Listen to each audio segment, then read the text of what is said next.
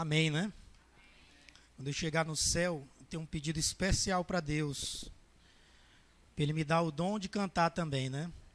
E às vezes a gente vê as pessoas cantando, dá vontade de tomar um microfone, né? E cantar junto, né? Eu quero ter esse dom porque eu acho lindo os louvores que a gente canta. Imagina no céu, né? Se aqui só pecadores a gente canta louvores tão belos, imagine no céu como será. Queridos, quantos aqui gostam de brincar? Eu gosto de me divertir, né? E eu trouxe uma brincadeira aqui para brincar com vocês antes da gente entrar no nosso tema. Para aqueles que aceitarem brincar, certo? Quem não estiver à vontade pode ficar sentadinho. Mas eu quero fazer o desafio, que é para a gente não ficar tantas horas sentados nesse banco. Pode ser? A brincadeira é o seguinte, eu vou contar uma historinha e nessa história a gente vai ter que fazer dois gestos, que é ficar sentado e levantar. E aí eu vou olhar daqui quem acerta sentar na hora de sentar e levantar na hora de levantar. Vocês topam o desafio? Bora fazer o teste. Quando eu falar a palavra jaca, aí todo mundo fica sentado.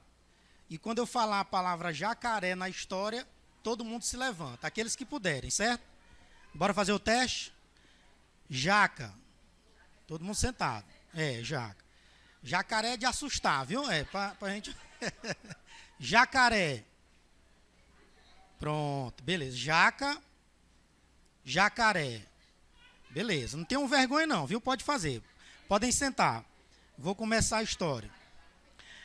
Prestem atenção na história para que ninguém sente no jacaré ou levante no jaca, certo? Manuel ia à casa do seu tio Florindo apanhar jacas. Bem no meio do caminho havia um grande rio que não tinha ponte. Era preciso atravessar de canoa. Neste rio havia jacaré ferozes, e Manuel pensou, eu quero as jacas, mas vou enfrentar os jacarés. Aí ele chegou à beira do rio e viu aquela quantidade de jacarés. Ficou pensativo, jaca ou jacarés? Entrou na canoa e começou a remar contra os jacarés. Remou, remou, lutou, sempre no meio dos jacarés, mas sem esquecer-se de suas jacas.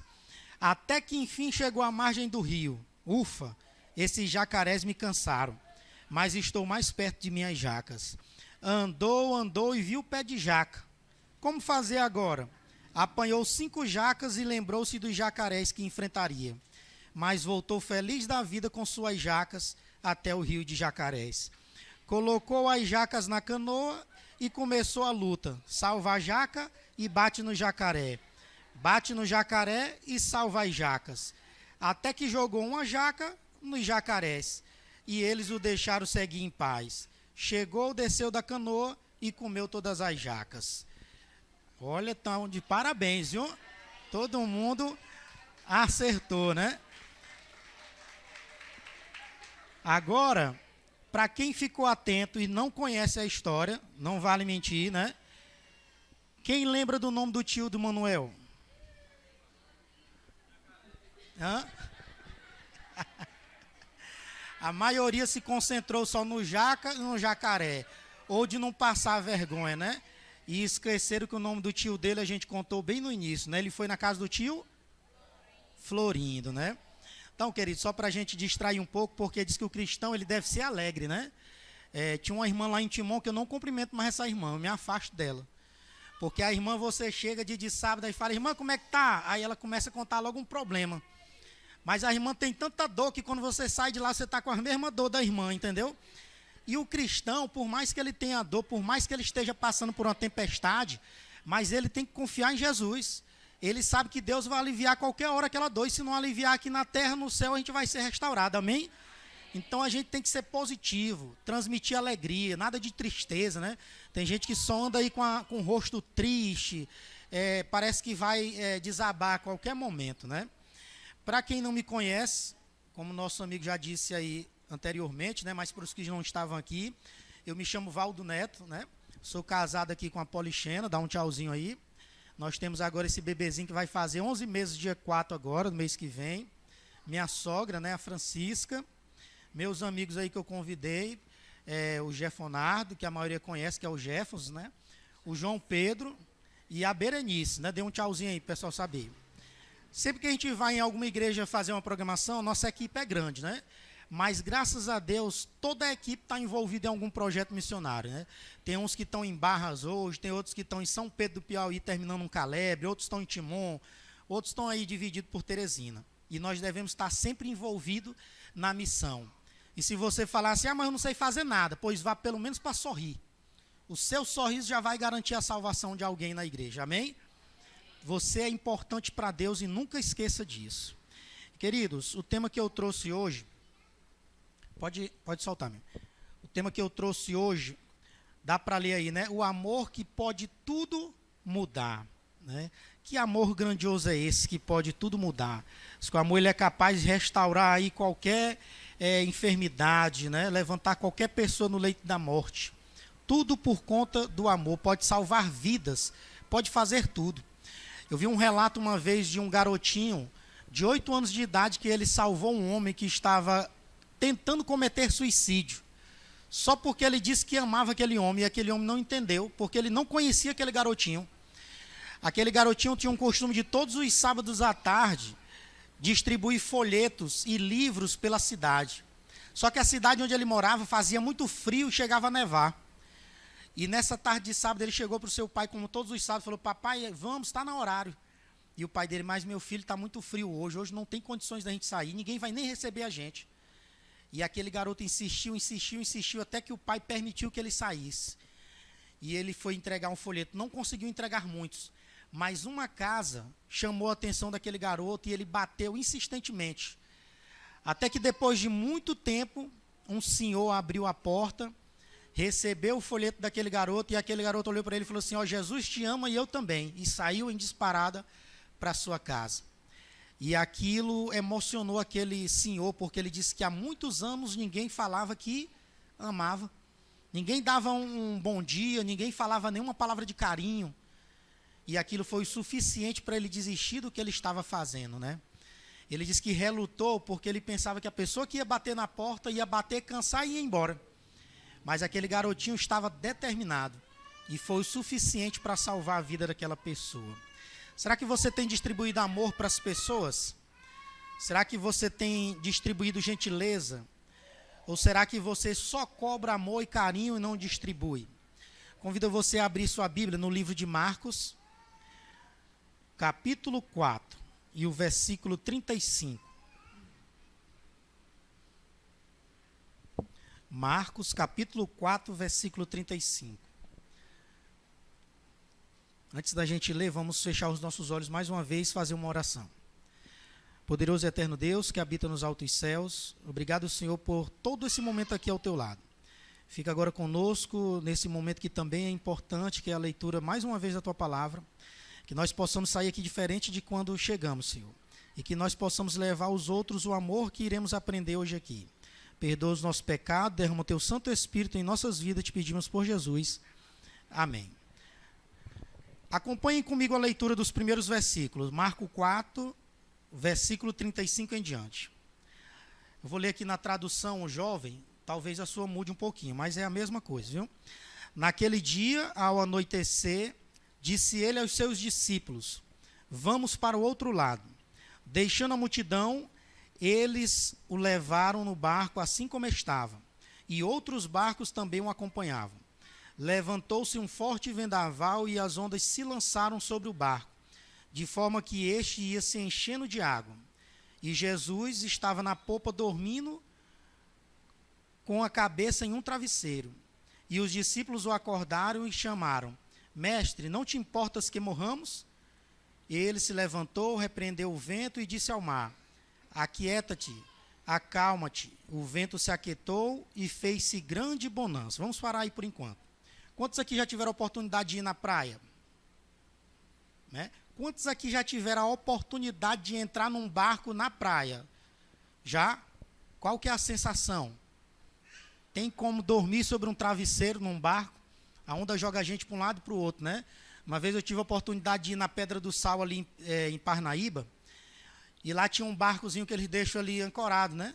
E eu subi naquele barco para ver a sensação, né? E meditar no Jesus dormindo no travesseiro. Eu me fiquei logo com uma tontura, que não deu para equilibrar, a barriga começou a mexer de um jeito estranho, né? Eu sei que eu desci após alguns minutos. e não tinha tempestade. E aí a gente lê na Bíblia agora que começou um vento. Essa região que a história conta da Bíblia é uma região montanhosa. E é um mar que ele é tão grande que ele chega a ser considerado como mar.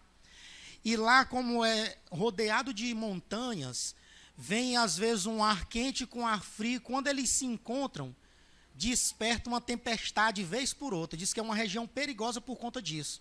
O mar está todo calmo e de repente o ar quente se encontra com o ar frio e aí uma tempestade. Quem estiver no barco naquele momento, naquele lugar ali, corre sério risco de não pisar em terra novamente, porque a maioria dos barcos naufragam, né? E aí Jesus entrou naquela região, os discípulos o levaram para outro lado e aí começou essa tempestade. E aqueles homens eram homens que eram acostumados a enfrentar tempestades. Fizeram tudo que podiam fazer, tudo que estava ao seu alcance. Mas eles temeram pela sua vida. E quando já não tinha mais nada a fazer, eles olharam para o lado e quem estava lá? Jesus, o primeiro ponto. Às vezes a gente está com Jesus do nosso lado, mas a gente duvida que Jesus pode salvar, ou transformar, ou cuidar, ou fazer qualquer coisa para socorrer a gente. Está com Jesus, mas não confia em Jesus. Eles tinham Jesus no barco. O segundo ponto que incomodou aqueles discípulos, quando eles já não podiam mais fazer nada, Jesus dormindo com a tempestade daquela. E aí você já percebeu como é que a pessoa pede ajuda quando ela está em desespero? Ela chegou, fulano, vem aqui, me ajuda rapidinho, é desse jeito. Ela já vai gritando, né? Pelo amor de Deus, me socorre. Eu lembro que minha mãe, ela tinha medo de trovão até hoje, né? Uma vez ela conseguiu subir na geladeira, de tanto medo. E eu lembro da frase dela, que até hoje eu tenho essa frase de pânico na minha mente, né? Ela falava para o meu pai assim, Valber, homem de Deus, entendeu? Quando o trovão... E aquele grito dela era pior do que o trovão, que a gente saía correndo e abraçava meu pai, e aí ficar um homem para proteger 3 filhos e a esposa, né? E os discípulos gritaram para Jesus da mesma forma, Senhor, tu não está nem aí, Senhor, está dormindo e a gente morrendo aqui, vem menos ajudar a tirar a água do barco. E nessa hora Jesus levantou tranquilamente, olhou para o mar, olhou para o vento, e ele pediu para os dois se acalmar. E aí se acalmou. E queridos, se vocês acham que os discípulos tiveram medo da tempestade, o medo maior agora foi de ver que o homem que estava com eles no barco pôde falar com o mar e com o vento e esse acalmá-los. E aí o medo dos discípulos dobrou. Quem é esse homem que ele fala para o mar e o vento e acalma? Era uma coisa impossível na visão dos homens. E Jesus acalmou a tempestade. E queridos, a história continua no versículo 40. Diz que então perguntou aos discípulos, por que vocês são tão assim tímidos? Têm tanto medo? Ainda não têm fé? E eles estavam apavorados e perguntaram uns aos outros, quem é esse que até o vento e o mar lhe obedece? Jesus havia passado o dia curando pessoas. Os discípulos haviam passado o dia vendo Jesus curar as pessoas. E quando veio uma tempestade, um vento, eles duvidaram do poder de Jesus. Será que a tua vida está desse jeito também? Será que você vem à igreja, você promete confiar em Jesus, mas na hora que vem a primeira tempestade, você fala, não, agora eu tenho que ir atrás de outro santo, porque Jesus talvez não seja capaz de resolver a minha vida. Talvez Jesus não seja capaz de curar a minha doença. Talvez Jesus não seja capaz de curar o meu desemprego. Talvez ele não me dê uma oportunidade. E as pessoas vivem apavoradas, querendo ganhar com Jesus para poder ver se ele dá a coisa ali, mesmo sem ele poder, porque ele não confia. Queridos, todos nós passamos por tempestades, mas nós devemos confiar em Jesus, né? E um versículo que me chama muita atenção é Apocalipse 1:21, quando Paulo diz que, portanto, para mim, o viver é Cristo e o morrer é lucro. Paulo tinha uma confiança em Deus, que se ele morresse ali, tanto faz como tanto fez, porque ele aguardava novo céu e nova terra. E às vezes nós vivemos aqui querendo que a vida seja confortável aqui, que aqui seja melhor, que aqui a gente tenha um melhor emprego, que aqui a gente tenha a melhor casa, que aqui a gente tenha o melhor tudo. Se aqui fosse bom, não precisaria a gente ir morar no céu, a gente ficava por aqui mesmo. É por isso que vem as tempestades, para que nós possamos lembrar que Jesus fez um novo céu e uma nova terra, e ele está esperando para levar cada um de nós, né? Eu fico imaginando, ontem a gente se preparando para vir para cá, o dia foi turbulento. Quando deu durante o dia, o bebezinho apresentou uma febre inesperada. De noite ninguém dormiu. E aí começa a dar tudo errado. Quando a gente acordou já era tarde, a gente falou, e agora? E aí você vem do trajeto até a igreja, acontece de tudo, trânsito, né? Pessoas tentando, a gente vem de moto, vem um carro, tira um fino, outro caminhão joga para fora. E a gente fala, Senhor, me ajuda menos a chegar na igreja. E aí você às vezes dá vontade de desistir, e é isso que Satanás quer. Sábado é o melhor dia para dormir. É onde o sono vem mais gostoso, não precisa tomar um remédio para dormir. Não é verdade? Mas tudo dá errado porque o inimigo ele não quer que você venha para a igreja. Você já parou para pensar e falar assim, meu Deus, por que eu vim hoje? Eu não sei que motivo, está dando tudo errado na minha vida. Porque Jesus quer te treinar para ir para as mansões celestiais. Mas o inimigo sabe que você é um vencedor. E ele vai fazer de tudo para dar errado na sua vida. Sabe, quando o inimigo não conseguir mais mexer na sua vida, ele começa a mexer na vida dos parentes. Ele começa a fazer falecer os parentes, que é para você ficar desanimado, ficar sem força, sem ânimo, ficar aquele cristão triste, parece que vai morrer a qualquer momento, porque ele quer tirar o brilho dos olhos do seu olhar. Mas, queridos, nós temos uma promessa e Jesus, ele sempre cumpre as suas promessas, né? E eu fico imaginando aqui, enquanto o Jefferson estava cantando a letra daquela música, fala que no céu não vai ter mais lágrima nem dor, mas eu ainda imagino uma lágrima. Quando Jesus estiver no portão dos céus, esperando a gente entrar, eu imagino ali o olhar da gente encontrando com o olhar de Jesus e aquela lágrima descendo. Mas não uma lágrima de tristeza, uma lágrima de alegria. E ele olhando para a gente falando, vem filho, vou te mostrar que valeu a pena. Vou mostrar que valeu a pena cada dor que você passou, cada sofrimento. Cada vez que eu te juntava no chão, cada vez que eu curava as tuas feridas, que você falava, Senhor, agora não dá mais, eu não tenho mais forças. E ele vai chorar com você abraçado, vai te mostrar todo um paraíso. E você vai ver que valeu a pena confiar nele, sabe, queridos? E, queridos, a nossa história continua. Pode passar mais uma vez aí mesmo. A nossa história continua mostrando algo extraordinário. Os discípulos passaram por essa tempestade, vocês podem ver na imagem, está funcionando, tá? Passaram por essa tempestade. E eu imagino aí o diálogo desses discípulos depois que acabou a tempestade, depois que eles passaram por todo o conflito. Olha só a imagem de Jesus dormindo. E eu fico imaginando a cena, porque quando dá o capítulo 5, que eu quero que você acompanhe, o versículo 1, eu leio assim. Eles atravessaram o mar e foram para a região dos Gerazenos. Passa aí que eu não consegui passar aqui pelo... Pode passar mais uma vez. Foram para a região dos Gerazenos. Quando Jesus desembarcou, um homem com o espírito imundo veio dos sepulcros ao seu encontro.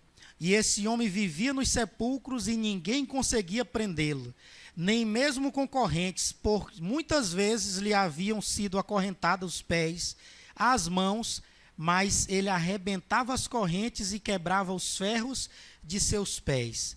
E ninguém era suficientemente forte para dominá-lo. Noite e dia ele andava gritando e cortando-se com pedras entre os sepulcros e entre a colina. E aí a gente vai meditar, deu certo? Vai meditar mais uma vez. Pode passar no manual mesmo aí, já que não... Eu imagino que os discípulos pensaram que passaram a maior tribulação de todos os tempos. Às vezes na vida da gente, a gente acha que só a gente sofre mais do que os outros, né? A gente vem num pedido de oração de quarta-feira, a gente vê o irmão só agradecendo. Oh, obrigado, consegui um emprego, consegui pagar isso, consegui aquilo, consegui um carro novo. E a gente fala, meu Deus, quando é que vai chegar a minha bênção? Que é só tragédia, não é verdade? Sempre a gente acha que a gente é o pior cristão da face da terra, que só acontece as tragédias na casa da gente. E aí os discípulos estavam passando por isso, achando que tudo de ruim aconteceu com eles naquele dia. E aí eu imagino um homem agora cabeludo, barbudo, todo assanhado, cheio de feridas, quando eles pisaram em terra firme, que um estava conversando com o outro, falando assim, olha, você lembra daquela hora que você quase caiu do barco? Que eu puxei pela tua perna, tu já estava quase se afogando? Ele lembra, rapaz, eu nunca passei por isso. E de repente vem um homem, como tem essa imagem aí, com um espírito imundo dentro dele. Sabe, eu imagino a cena, e às vezes dá vontade até de rir quando eu imagino. Do jeito que a gente pede socorro para alguém que pode socorrer a gente, eu imagino os discípulos todos correndo para trás de Jesus com medo desse cidadão. E aí correram e esperaram Jesus fazer alguma coisa. E Jesus, no versículo 6, ele diz o seguinte: quando ele viu Jesus, correu e prostou-se diante dele. Gritou em alta voz: que queres comigo, Jesus, filho de Deus, o Altíssimo? Rogo-te por Deus que não me atormentes. Pois Jesus lhe tinha dito: sai deste homem, espírito imundo. Então Jesus lhe perguntou: qual é o seu nome? E o espírito respondeu: Legião é o nosso nome, porque somos muito. Legião, no tempo romano, ele era considerado uma unidade do exército, né, romano, cerca de 6.000 homens. Tem algumas traduções que botam entre 2.500 a 6.000, mas legião era lá entre 6.000 homens do exército romano. Quando eles se deslocavam, a legião era cerca de 6.000 homens. E aí, quando o Espírito responde, qual é o nome dele? Legião. E eu pergunto para você, se um problema te faz perder o sono, quem dirá uma legião de espíritos imundos dentro de você?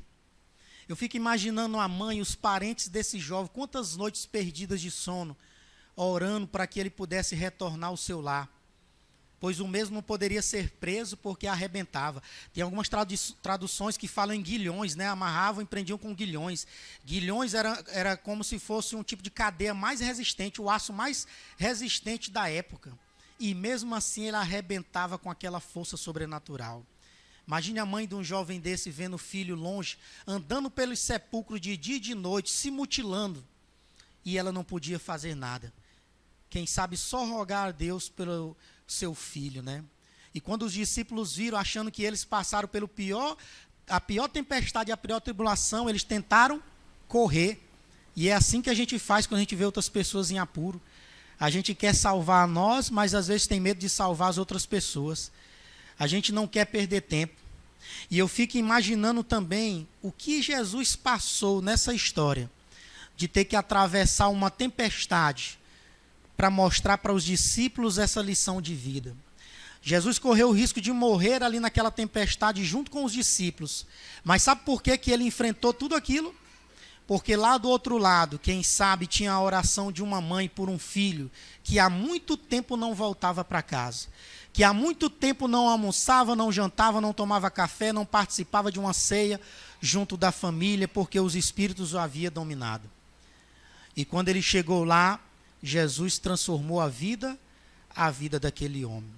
Sabe, queridos, eu não sei qual é a tempestade que você tem enfrentado, mas Jesus, ele faz qualquer desafio, ele passa qualquer tempestade para poder estar perto de você e para poder salvar a sua vida. Se a gente fosse parar para contar aqui todos os desafios que a gente tem enfrentado, todas as vezes que já deu vontade de a gente desistir, todas as vezes que já deu vontade de não receber nenhum irmão na nossa casa, tudo isso o inimigo tem tentado fazer para que você possa perder sua salvação em Cristo. Quando foi nesse ano da pandemia, eu sou enfermeiro e eu trabalho na UPA em Timon, né? E eu estava trabalhando na tenda do Covid, diretamente no Covid. E eu passei 6 meses trabalhando diretamente no Covid. No dia que me mudaram de setor, eu peguei Covid, né? Na hora que tiraram de mais próximo ali do Covid, eu peguei Covid. E eu fiquei 7 dias em casa, trabalhando no Covid, achando que era outro tipo de doença. Já pensou? Eu sei que quando começou a ficar a coisa estranha lá em casa, e aí teve uma dor de cabeça que não passava mais com medicamentos simples, a minha cunhada resolveu levar a gente lá para a casa da minha sogra. Só que nesse meio caminho aí, como eu estava relutante, ela desviou o caminho e me levou para a UPA do Promorá. E da UPA do Promorá eu já fiquei direto, né? Porque eu já estava com mais de 75% do pulmão comprometido com a doença, né? Quem sabe se tivesse esperado um dia a mais, eu não estaria aqui hoje. E esses dias foram interessantes porque eu aprendi a meditar. Meditar na dor no próximo e meditar que mesmo que a gente ande no vale da sombra da morte, Deus, ele está ao nosso lado, né? Eu fiquei com trauma de dormir, porque lá na tenda do HUT, quando eu fui transferido, que era isolamento total, a gente não sabia o que era dia, o que era noite. Eles faziam o seguinte, davam 10 a 15 dias de antibiótico para a pessoa, e depois desses 10 a 15 dias, se você estivesse saturando bem, com a sua respiração tudo ok, eles deixavam você 24 horas em observação. Se você não precisasse de oxigênio, você era liberado.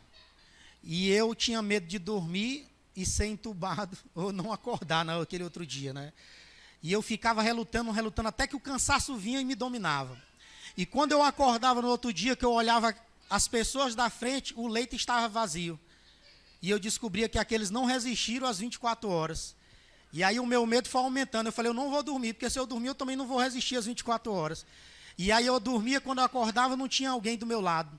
E eu falei, meu Deus, o próximo sou eu. E assim foram 15 dias de luta, né? Nesse período da doença. Queridos, quando eu saí de lá fraco, mais magro, a gente acha que só a gente passou a pior situação da vida, né? Mas a gente vê que muitas pessoas, infelizmente, não resistiram. Outros tiveram grandes sequelas, né? Mas nós acreditamos num céu e numa nova terra onde a gente vai reencontrar com cada um deles. Mas, queridos, eu aprendi a confiar em Deus. E que mesmo que a sua vida esteja atribulada, mesmo que você esteja à beira da morte, nunca se esqueça de Deus. Porque Deus, ele tem poder para te ressuscitar no grande dia, na sua vinda. E ele vai te mostrar tudo que você merecia desde a criação dos céus e da terra. Mas para isso a gente precisa confiar, né? E eu fiz uma promessa para mim que depois que eu saí de lá do Covid, eu ia tratar melhor as pessoas que eu atendia onde eu trabalhava, né? Quando a pessoa falasse, eu estou com dor, eu ia acreditar nessa dor, porque eu sofri, furado, saí todo roxo de lá, de tanta furada, que a gente fica desidratado, as pessoas perdem o acesso facilmente da gente, né? Mas, queridos, não existe nada pior do que você saber que vai morrer sem ganhar o céu e sem ganhar a terra. Nós devemos ter esse exemplo porque todos nós pecamos. E nós vivemos num mundo em que o pecado é fácil. E o pecado, ele cria um abismo entre a gente e o céu. Mas aí Jesus vem com a morte da cruz dele. E ele é capaz de criar uma ponte entre o abismo, que tem a separação do homem e de Jesus. E só ele pode restaurar a sua vida e te trazer um novo céu e uma nova terra. Não importa o que você tenha passado, Jesus, ele está anotando tudo, ele está olhando para tudo. E falta pouco tempo para ele chegar e falar assim, meu filho, espera um pouquinho mais, que logo, logo eu vou poder te trazer para o meu mundo. Vou te trazer para o lugar onde você não devia ter saído nunca. Mas que por conta do pecado eu tive que fazer tudo isso, teve que esperar tudo isso. Você teve que passar por tudo isso para poder eu te salvar. Sabe, uma música que eu gosto muito é aquela do Fernando Iglesias, né? Por que ele ainda não voltou? Porque às vezes falta a mim e a você nos prepararmos para nos encontrarmos com Jesus. Imagine essa cena, a gente abraçado com Jesus. Ele vindo receber a cada um de nós e podendo dar o abraço que eu falei, né?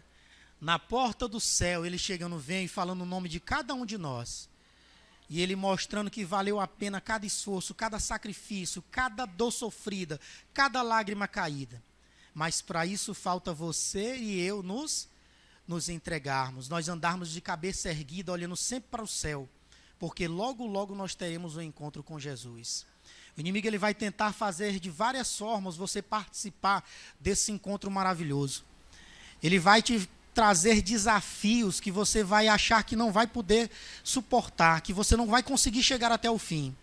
Mas sabe, queridos, que Jesus, ele só permite uma dor porque ele sabe que você é capaz de suportar e de chegar até o outro lado. Eu lembro de uma história quando eu era criancinha, nunca esqueci dessa história de uma carta missionária, das pegadas na areia. Não sei, a maioria que já deve ter escutado, né? Que um homem orou para que Jesus pudesse atravessar com ele aquela areia, fazer aquele caminho junto. E aquele homem começou a ver então na areia estavam as pegadas de Jesus e as pegadas dele. Mas aí quando chegou próximo ao final daquela trajetória, aquele homem olhou para trás e viu que havia só uma pegada. E ele começou a questionar Jesus. Ele falou, Senhor, por que todos os momentos difíceis só existe uma pegada? Por que nos momentos fáceis, no momento de alegria e de vitória, estamos nós dois caminhando lado a lado? Mas por que nos momentos mais difíceis eu só vejo uma pegada? E Jesus olha para ele sorrindo e fala: filha, porque nesse momento eu te carreguei no colo. Eu sabia que você não ia suportar e eu estava lá para te levar em meus braços, né? Porque eu quero falar bem-vindo de filhos meus, né? Bem-vindo à casa do Pai. E essa cena me emociona toda vez que eu olho ela, que eu a olho, porque eu fico imaginando os anjos nessa imagem. Uma vez eu até brinquei com a Polichena que os anjos eles estão tão ansiosos para poder vir buscar a mim e a você, que eu acho que Jesus ele não pode fazer nenhum movimento para a terra, porque eles estão ansiosos para poder te levar desse mundo de pecado. Eles não aguentam também ver todos os sofrimentos que esse mundo oferece. E essa imagem, se nós pudéssemos olhar para o céu agora, nós veríamos todos os anjos pronto para Jesus falar assim: vai lá, é chegada a hora, vai buscar cada um dos meus filhos.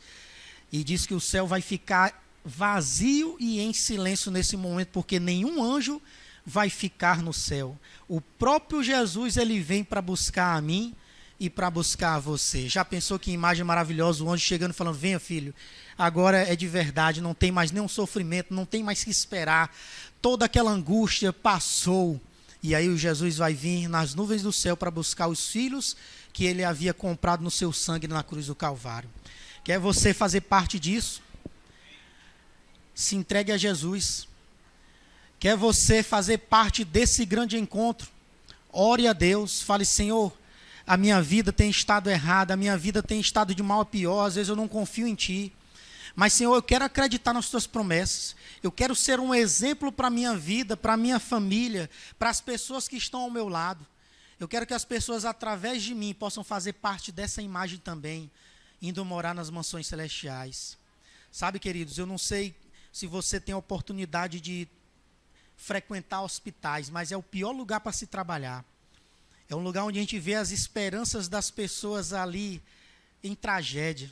As pessoas morrendo e a gente não poder fazer nada. Mas sabe o que é que me deixa mais vitorioso? É saber que a pessoa entrega-se a Jesus no último momento, no seu último suspiro. Eu participo de uma equipe que eu sempre quis ser o exemplo, mas deram o exemplo primeiro do que eu. Eu sempre quis chegar e orar por uma pessoa no leito da morte. E um dia eu estava lá fazendo o meu relatório quando me chamaram, né? E eu só escutei a voz falando assim: ele é crente também, chama ele. E aquilo me emocionou, né? Porque alguém reconheceu que eu era crente, né? E eu corri lá, e quando eu cheguei, estava uma fila de mãos dadas no leito de uma pessoa. E eles estavam pedindo para aquela pessoa entregar a vida a Jesus. E o melhor de tudo, aquela pessoa não tinha mais esperança de viver aqui na terra, mas os seus olhos se enchiam de lágrimas, porque ela acreditava no novo céu e numa nova terra, num lugar onde ela não ia mais ter doença alguma, num lugar onde ela não ia precisar fazer tratamento algum. E o incrível é que quando a pessoa deixa a vida, a gente vê uma alegria no seu rosto, porque ela morre na esperança de encontrar-se com Jesus Cristo nas mansões celestiais. Será que você tem tido essa esperança também a cada dia? De que mesmo que você venha morrer, você vai se encontrar um dia com Jesus nas mansões celestiais? Queridos, que você possa fazer desse dia um dia de oração a Jesus, um dia de entrega, um dia de fortalecimento, para que Jesus possa aí firmar o compromisso com você, de carimbar a sua passagem, para que nós possamos dar um abraço em Jesus quando Ele voltar nas nuvens do céu. Que Deus possa nos abençoar a cada dia, e que nós possamos fazer da tempestade da nossa vida um aprendizado para herdar as mansões ao lado de Jesus. Que Deus nos abençoe.